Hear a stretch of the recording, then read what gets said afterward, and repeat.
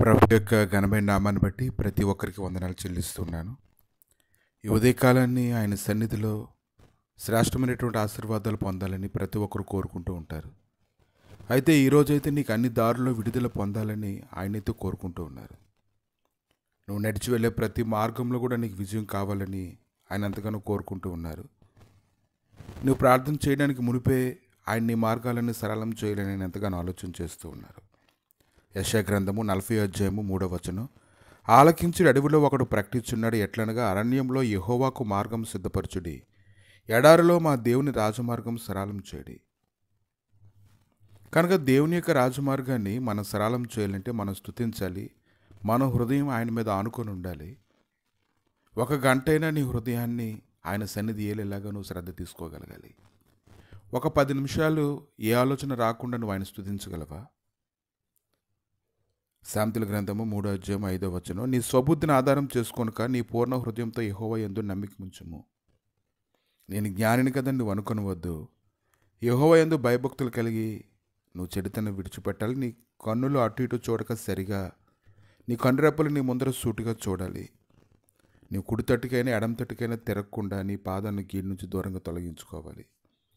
ఎందుకంటే నువ్వు ఆయన అలా స్తుతించాలి. అప్పుడు ఖచ్చితంగా ఆయన దూతను నీకు ముందుగా పంపి అతని మార్గాన్ని సిద్ధపరచడం అనేది జరుగుతూ ఉంటుంది. కాబట్టి వడలినటువంటి చేతులను సడలినటువంటి మోకాలను నువ్వు బలపరుచుకోవాలి. అందరితో సమాధానంగా కలిగి ఉండడానికి నువ్వు సిద్ధపడాలి.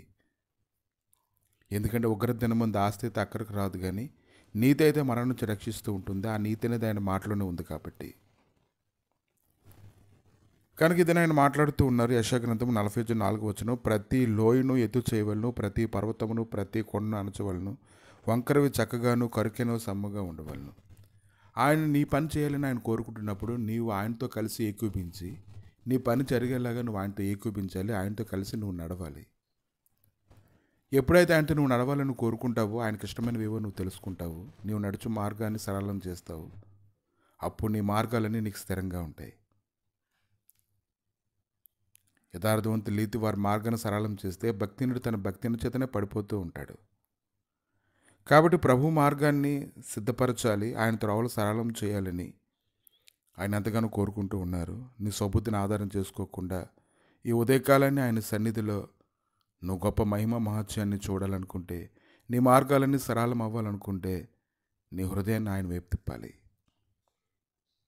నయామాను తన హృదయాన్ని ఆయన వైపు తిప్పినప్పుడు నయామాను జీవితంలోని గొప్ప కార్యం జరగడాన్ని మనం చూస్తూ ఉన్నాము. అతడైతే తన జీవితంలో అటువంటి గొప్ప కార్యం జరుగుతుందని అతను అన్నడూ ఊహించలేదు. అతని దేహం అయితే పసిబిడ్డ దేహం వల్ల అయిపోయింది.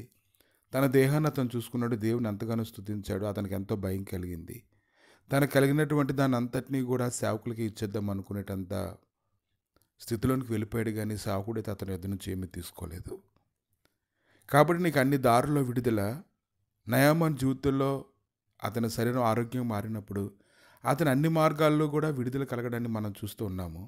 అతని హృదయంలోకి సంతోషం వచ్చింది, నెమ్మది వచ్చింది, అతడు ధైర్యంగా ఉన్నాడు. ఇంకా కోపం అనేది అతను విడిచిపెట్టిపోయింది.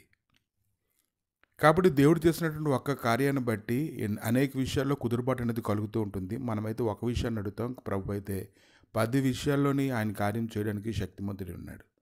10 కంటే ఎక్కువ కూడా మనం ఆయన దగ్గర నుంచి పొందుకుంటాం, కానీ మనం పరిశీలన చేసుకోం. ఒకదాని మీద మనం దృష్టి పెడతాం. ప్రతి లోయను ఎత్తు చేయవలను, ప్రతి పర్వతమును ప్రతి కొండ అణచవలను, వంకరవి చక్కగాను కరుకైన సమముగాను ఉండవలను ఆయన ఆజ్ఞాపిస్తూ ఉన్నాడు. నీ మార్గాలన్నింటిలో అవి సరళం చేయబడి నువ్వు సంతోషంగా ఉండాలని ఉదయాన్ని కోరుకుంటూ ఉన్నాడు. ఏదైనా ప్రభు అయితే నీ జీవితంలో గొప్ప కార్యం చేసి నేను బలపరిచి, నేను స్థిరపరిచి స్థిరముగా ఆయన సన్నిధిలో పరిగెత్తేలాగా చేయనుగాక.